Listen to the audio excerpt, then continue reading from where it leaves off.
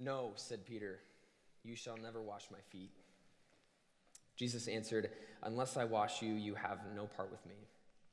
My name is Andrew Sladkey, and I'm a senior this year at UNI, graduating in May. In the context of this story, Jesus got up from the table at the Last Supper and began washing his disciples' feet. Peter had already questioned what he was doing, and Jesus said, "You do not realize now what I am doing, but later you will understand." This is when Peter objected in the verse that I just read. So I have this app on my phone called Wunderlist. It's a list-making app, and it's awesome because it keeps me organized in all the busyness of my day-to-day life. But a few weeks ago, my list was too long. My list of to-dos had actually become a list of worries. Worries about my future, worries about finding a place to live, about schoolwork, about heading to Jamaica for a mission trip in a few short weeks, about graduating in just a few short months. 43 days to be exact. I found myself stressed out, but it actually wasn't so much just the big stuff. A lot of this was small, daily things, assignments, meetings, emails.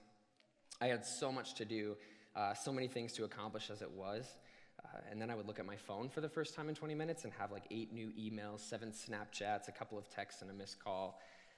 And at that point, this phrase popped into my head, "too much." Because the long list of things I had hanging over my head, little stuff, daily stuff like notifications on my phone, stressed me out. Because now I had to respond to all of those. It's crazy. It became less about the actual communication I was having with loved ones and more about the task of completing it. And in this couple of week period of time, as stressed as I was probably not the most pleasant person to be around. I had kind of a short temper and found myself not able to even enjoy the happy moments. On the Wednesday night of this busy week, I headed down to Iowa City to meet my family for an Iowa basketball game. My family all lives in different places right now, so it was awesome that we got to do this, even if it was just for a few short hours. Awesome, except that when I got to get out of town for an evening and spend time with my family relaxing, I could not seem to leave my worries behind and enjoy myself. I think I remember at one point my mom leaning over to me and saying, "Andrew, you've been biting your nails all night long. What's wrong?" I can also recount a few phone calls and conversations with friends where I was short and had little patience. I was letting my stress spill onto others, and this shouldn't be the case. And then I found that I was even to the point of doubting my own ability to do things and to accomplish all of this stuff on my list. Am I doing a good enough job? And this is where I realized that there was something wrong. First, I was too busy. But this isn't a story about me needing to not commit to so many things, because I recognize that I need to do that as well. But more so, in the circumstances of too much that I was in, I was not handling it well. I had my list of my stuff that I had to do. And when I think back to that week, at what point did I ever say, "God, I need you. I recognize that you are with me, and I need your help"? I didn't. I was kind of like Peter when he refused to let Jesus wash his feet. A combination of humility and pride. Humility in that these are small daily things in my life that God shouldn't have to deal with. He's bigger than that. And then pride in that I thought I could just handle it all by myself without any help. But who am I to dictate what God does? The last part of this verse says, "Unless I wash you, you have no part with me." That's pretty intense, right? I have no part with God if I try to tell him what areas of my life he should and shouldn't be in. If I don't let him cleanse me spiritually, cleanse me from my sins, even for the small daily ones, the dirt on my feet just from walking to dinner like his disciples. When I don't seek God every day, the mud on my feet builds up. And if I don't allow God to wash my feet and cleanse me spiritually, then I am going to feel like I'm taking on the whole world alone, even when it's small stuff like too many emails. And when I don't seek God daily, I probably won't experience the joy in life that he wants me to experience. I just got back from a week-long relation trip to Jamaica where I got to experience that joy. And there's something in that country called Jamaica time. It's this concept of it'll get done when it gets done. Things tend to run a little bit behind schedule in Jamaica, which is perfect for someone like me who's pretty much late to everything. But what I found there is that because things are slowed down, God's presence is so much more apparent. we were able to focus on him and focus on relationships and not just on tasks and completing things and getting stuff done.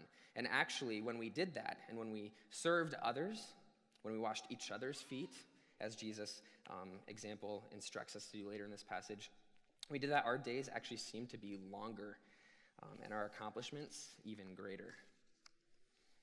So I have this list app on my phone, right? And it's so helpful to me, sort of. But I have a feeling that I'm not using it correctly. See, I have things sorted by due date, but I ignore the aspect of priority. I need to put God first, and then my relationships with people, and then the small stuff will just be small stuff. And I could probably commit to a little bit less too. Carter Moore shared with me a story about a friend of his who, at the top of their lists, writes, "It is finished." It is finished. The important and powerful message from Jesus that we reflect on during this season. A message that should always take priority over everything that life throws at us. A message that should not get lost in the rest of our daily stuff. Am I living like it is finished? I need Jesus daily. I need to make time for him daily. I need to refocus the way that I do things from completing tasks to doing things with purpose for God, for others. I want to have a part with Jesus, and if I invite God into my whole life, then I can spend my whole life with him. "No," said Peter, "you shall never wash my feet." Jesus answered, "Unless I wash you, you have no part with me."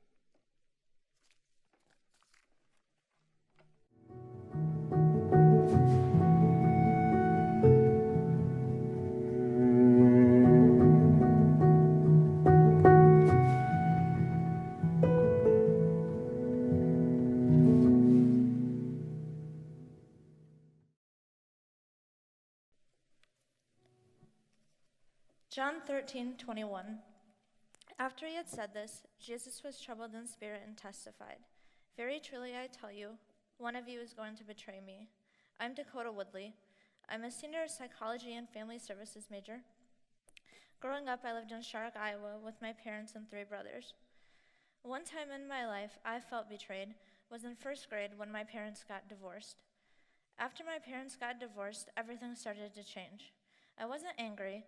I was just really sad that we wouldn't all be together anymore. I wanted to be the best daughter possible to both my parents, but I wasn't sure how.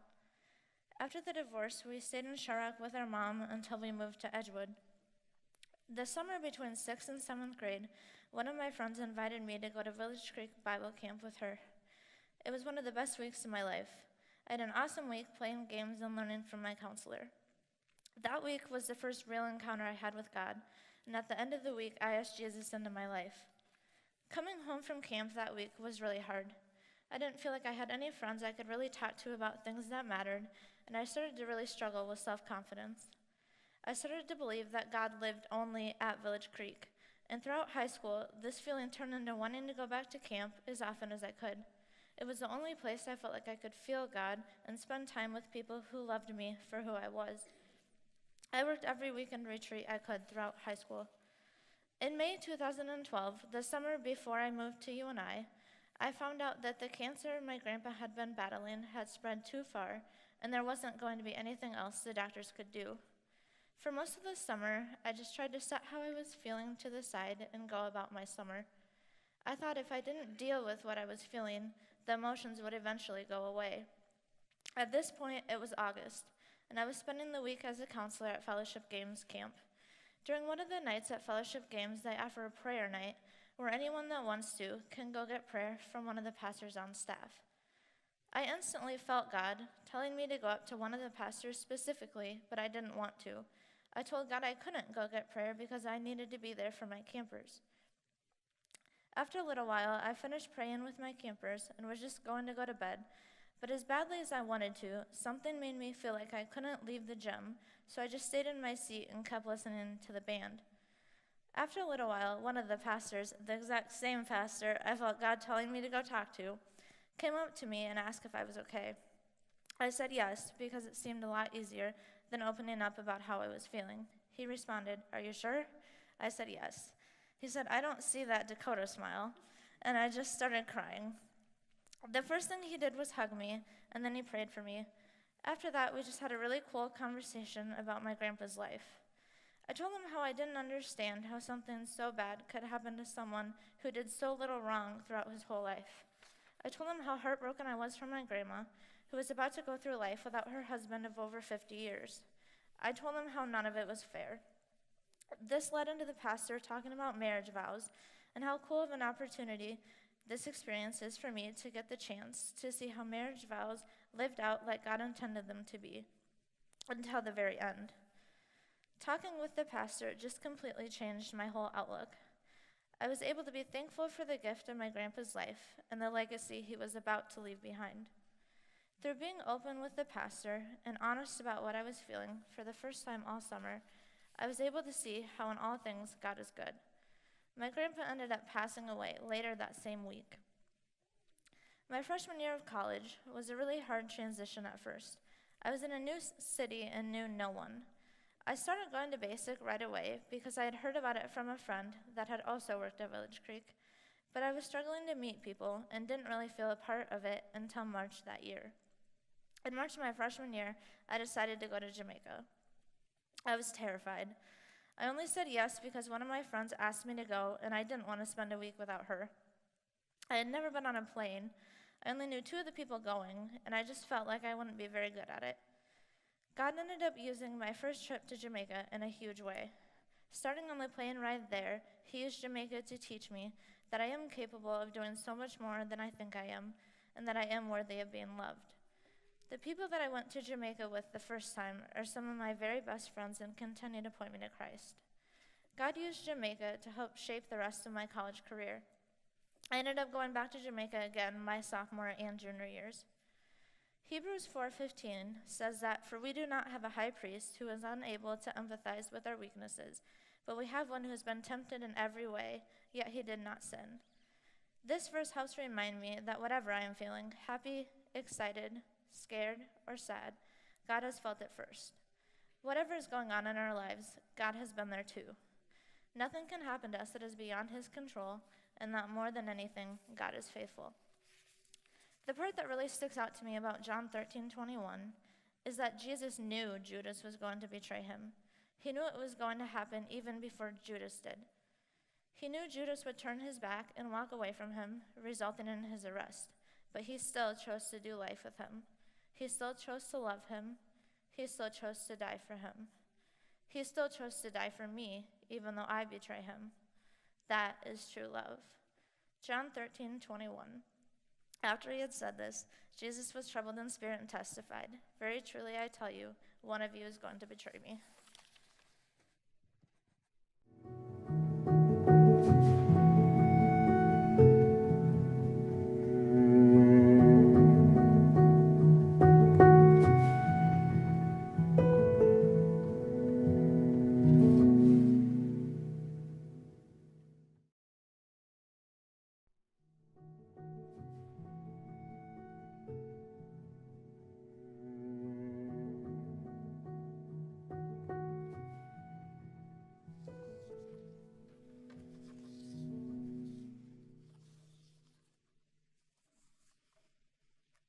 You will grieve, but your grief will turn to joy. John 16:20. My name is Bianca Zerwas, and I'm a senior at UNI, graduating in May. Basic and Orchard have been my home for the last 3 years, and for that, I'm incredibly thankful. Almost every weekend before my family moved to Iowa, my twin sister Ashley and I spent time with our grandparents. We would leave every Friday morning and come home late on Sunday nights. These were some of my favorite memories from my childhood. My grandpa and grandma Zerwas are a huge reason why I know who God is. They helped me begin my faith when I didn't know what was happening or what it even meant to have a faith. They would tuck us into bed at night, and they would teach us how to say our prayers before we fell asleep. They were fun and easy to be around, a place where there were no worries and time was stress-free. At home, during the week, was a different story. My mom is a hard worker. She has always had a stable job to support our family, which I have always admired about her. She was willing to do what it took to make sure that we had what we needed and we felt loved, even when it was hard. My dad was often the opposite and seemed to only care about his needs and his wants. My parents didn't have a healthy relationship with each other or with Jesus. There was a lot of physical and emotional abuse from my dad to my mom. The older we got, the worse the arguments would get. My dad was unpredictable, an alcoholic, and quick to anger. My mom left my dad in January of my 7th grade year, a day that started off so normal. We went to school, did school things, rode the bus home, walked up our hill and into our house, and there my mom was, waiting. She quickly and quietly whispered to us that we needed to pack only the things that we needed for the week and that we would not be coming home until there was a restraining order placed on my dad. We couldn't take any more of the continuous fear of not knowing what might happen next or who would be hurt. Things especially got more difficult for my sister and I, as we spent every weekend with him. He was more angry and took out his physical frustration on us. It felt like we became his outlet. This was hard on my sister and I, and continued over the next few years. I felt stuck and started developing a grudge against him. When our mom would pick us up on Sunday evenings, she would ask us how our weekend went. We could tell she was concerned, but in order to avoid any more conflicts between our parents and to protect her, it became easier to avoid questions and to forget about it. My dad started getting involved in a church back home, still not admitting that he was an alcoholic and in need of help. He talked about his life story, telling anyone that would listen, but would continue to hide who he really was. Some felt bad for him, and eventually he started accepting money from the church because he couldn't afford his rent every month. He chose alcohol over necessities. Even during his involvement with the church, there was a point where extremely late nights and drunk driving was normal. However, my dad felt a need to show the church that he was grateful because of their help. I felt pressured to give testimonies and to be eventually baptized. Although I met a lot of great people in the church who I know genuinely cared for me and my sister, I feel like it was really not my decision. I told myself that I would not get up and give a testimony again until I was really ready. It had to come from me and my personal relationship with Christ. At the end of my freshman year of high school, my dad got a call that would really change things. We received news that our Grandpa Zerwas had a stroke and needed someone to take care of him. My dad responded and made the decision to move back to Arizona to help take care of him, one of the first things that I was proud of him for. After the move, the emotional abuse wouldn't stop though. He continued to harass my sister and I through high school and college, leaving mean, hurtful messages, yelling at us that we were taken away from him and convinced that we were brainwashed by our mom, not realizing that he was the reason I was pulling away. Eventually, I stopped going to church and was content with not doing anything related to God. I no longer was pressured to attend, and in a way, I felt free. My freshman year of college, I met some amazing people. I joined the UNI women's rugby team, and my coach and peers taught me that I could be strong and independent. Rugby is more than a physically tough sport, it's mental.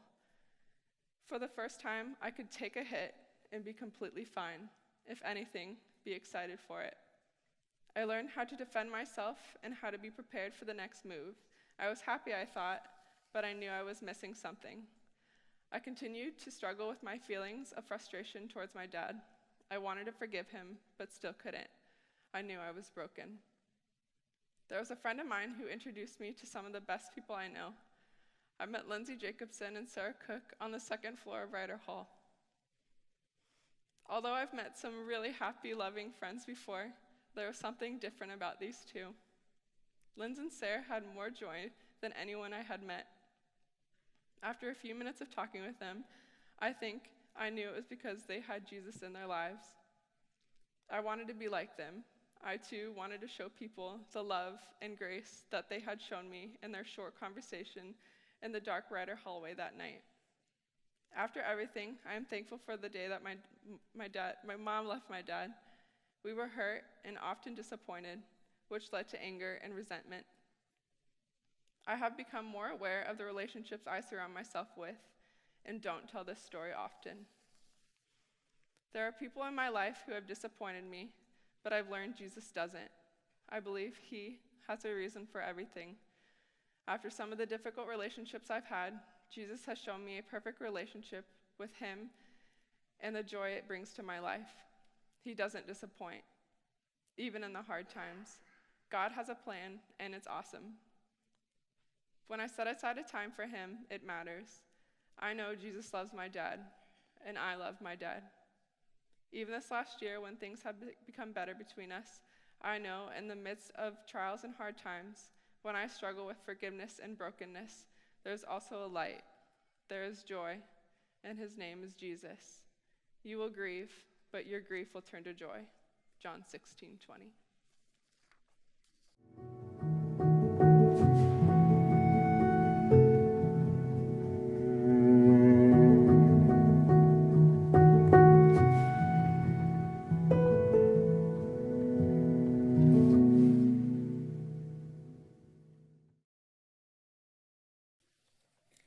My soul is overwhelmed with sorrow to the point of death. Stay here and keep watch. Mark 14:34. My name is Jenny Kennan, and I am a senior at Wartburg College, graduating in May. Maundy Thursday is the celebration of Jesus and the Last Supper with his disciples. In the Bible, we read about it in the story of Mark. The verse I'm here to talk with you about today is after the supper and in the garden. This passage resonates with me on a personal level because my story relates to the feeling of being overwhelmed with sorrow and how God kept watch over me through that time. I've struggled with depression, anxiety, and anger issues for about 5 to 6 years now. This past year was a hard one for me, and my situation continued to get worse to the point of self-harm and suicidal thoughts. I struggled with control of myself, my situations, my faith, and every detail of my life. My illusion of control got to the point where I was angry the first time I tried to self-harm myself. Not because I was going to physically harm myself, but because I couldn't do it. I was mad that I couldn't even control the pain I wanted to inflict on myself. The next couple of times, I didn't fail to harm myself. My illusion had become an obsession for control. During this time, my soul was overwhelmed with sorrow, as the passage states. I was lost, confused, and hurt to the point of thinking about death. What a scary place to be. The next part of the scripture is the important piece. Stay here and keep watch. Through the last 5 to 6 years of my life, I have learned a lot, failed a lot, and gained a lot. I learned that even when you push him away, God will stay and keep watch, or send and nudge people and places into your life to do it for you without you even realizing it. For my story, that person was Michael Bowden, and that place was Orchard Hill and its members. As I said, leading up to this past year was a tough one. I had turned away from God and my faith and was struggling with my identity until I met Michael. Michael was this high-energy guy who loved Jesus, and just by being himself, opened me up to my faith again. Little by little, he got me involved with Orchard Hill, Basic, Chaos, and the community. I had never felt so much love and acceptance, and I was surrounded by people who loved God and were kind to each other and encouraging. There were opportunities I never dreamed I would have, like my first mission trip to Jamaica. The music and worship felt like God was talking directly to me and saying, "Jenny, I love you. I have made you in my image, and you are perfect. I will stay and keep watch over you always, and I will send these amazing people into your life to help you. I will send Kelly and her positive light, Logan and his humor, Matt and his incredible heart, Jenna and her friendship, Nathan and his adventurous spirit, Chris and his passion, Carter and his wisdom, Sarah and her undying support, Coach Jay and his understanding, Brooke and her unwavering faith, my Chaos girls and their laughter, Alexa and her listening ears, Courtney and her kindness, Michael and his positive light, along with so many more. They are my sheep, and you belong with this flock, my flock. They will keep watch over you when you are down. They will stay with you when you are weak.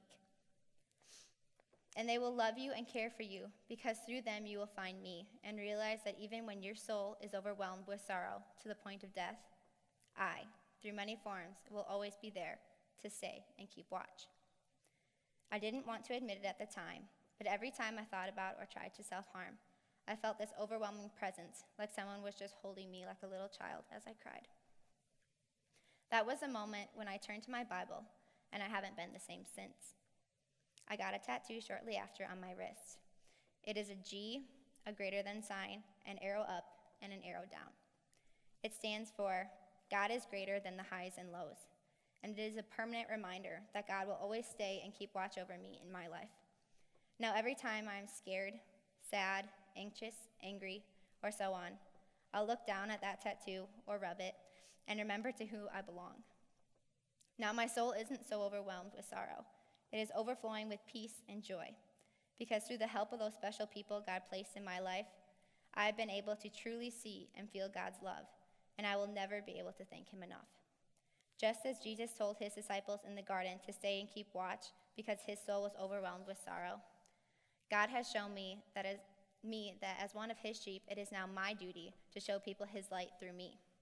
I must now stay and keep watch over those people in my life whose souls are overwhelmed to the point of death, like mine was, and show them what was shown to me through those special people in my life, God's unconditional love. And the day when I cried out, you answered me and made me bold with strength in my soul. Psalms 138:3. I encourage you to stay and keep watch over those people who are hurting in your life. Be the light in their darkness. Show them Jesus through your actions and words, and be the guardian in the garden of their overwhelmed souls. Because Jesus said, my soul is overwhelmed with sorrow to the point of death. Stay here and keep watch.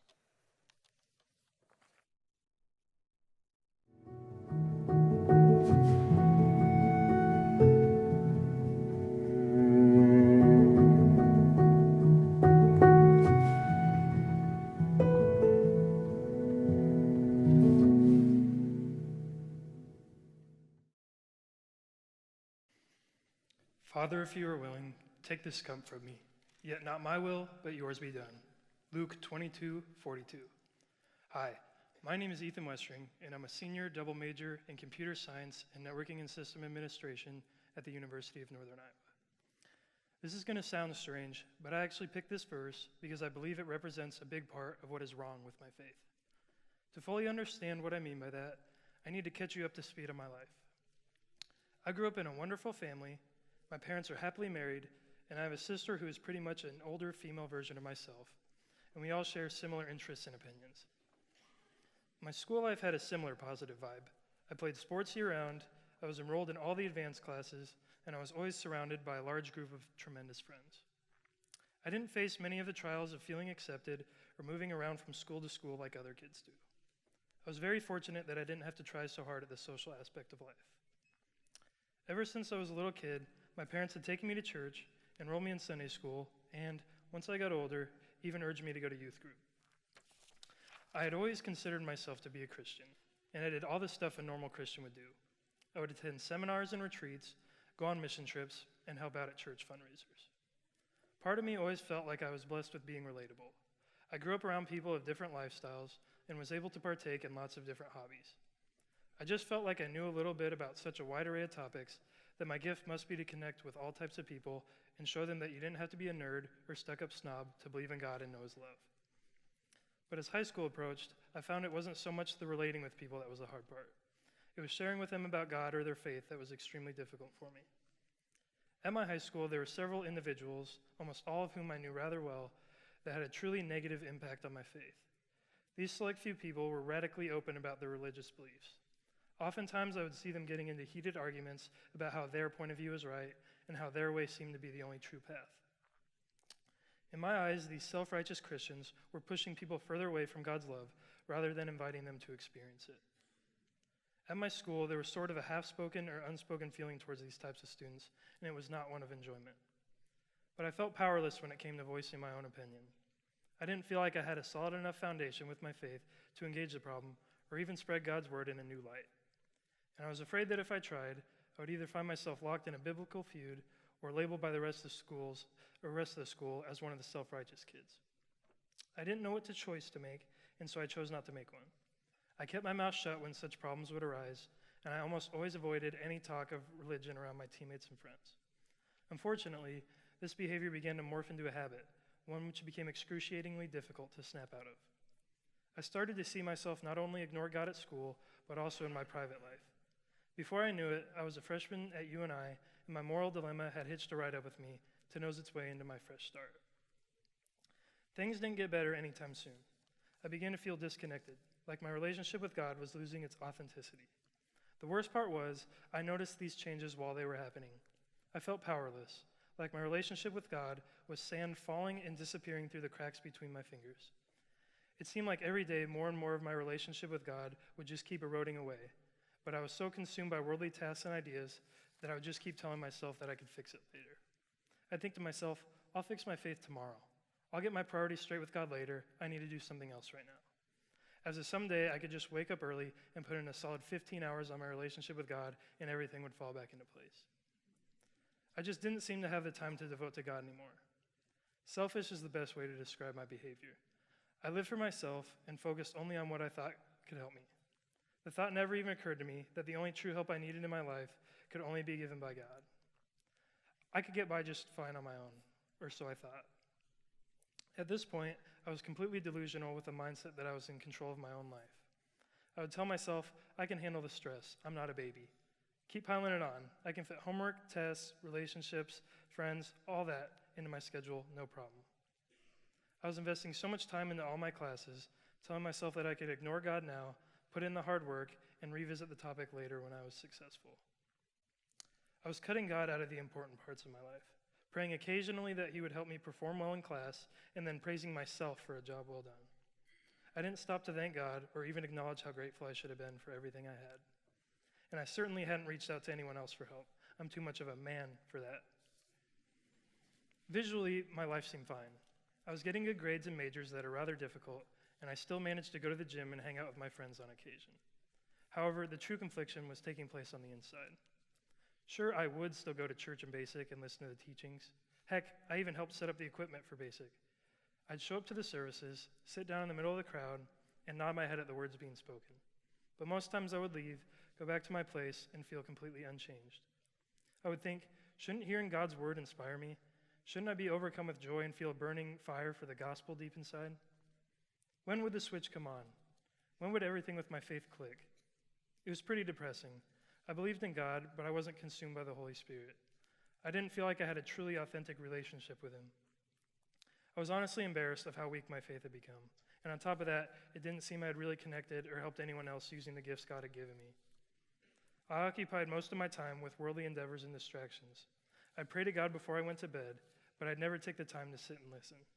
I'd ask him for things to make my life better or easier instead of praying with purpose. My heart just wasn't in the prayers. We don't have to fast forward too far from this point to get to where I am today at this moment right here. It's my senior year at UNI, and I'm speaking to all of you on Maundy Thursday. You might be wondering, so what has changed? Am I a completely new man? Have I corrected all the character flaws I just got done talking about? The simple and straightforward answer is no. I still struggle deeply with my faith. I struggle with setting time aside for God in my day-to-day, and I struggle with doubting God's plan and substituting it for my own. But there is a bright side to my story. I've started to make changes, however subtle or slow they may appear. I've begun to find comfort by learning from my struggles and trusting in God. I've realized that I shouldn't be embarrassed that worshiping God isn't always what the cool kids talk about. I realize that I don't need to hide the rough edges of my life from God, and most importantly, I've started to realize that I can't continue to live for myself. God has a far greater purpose for me in this life, and it doesn't involve focusing on personal or materialistic gain. Father, if you are willing, take this cup from me, yet not my will, but yours be done.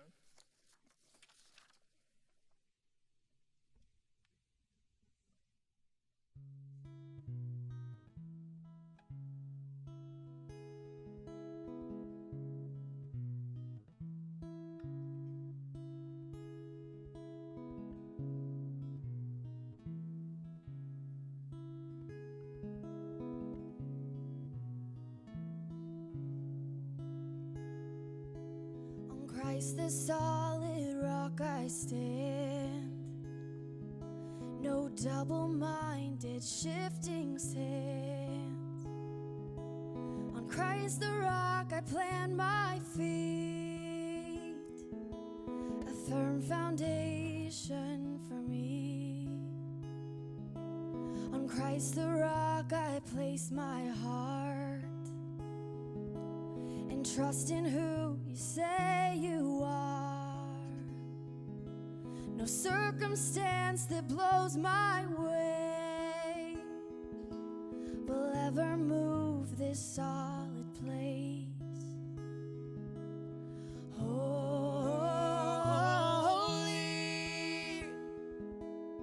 holy,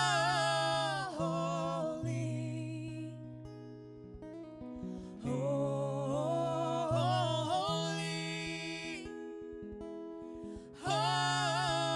holy. On Christ the solid rock I stand, leaving behind the fear of man. With Christ the truth I will agree, forsaking lies that come from me. Holy, holy, holy,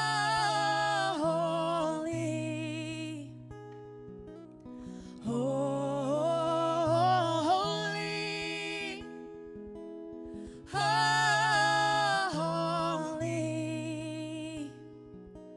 On Christ the rock I place my dreams.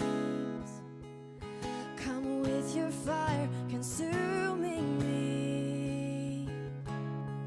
With Christ the rock I make my plans, and partner with your purposes. Holy,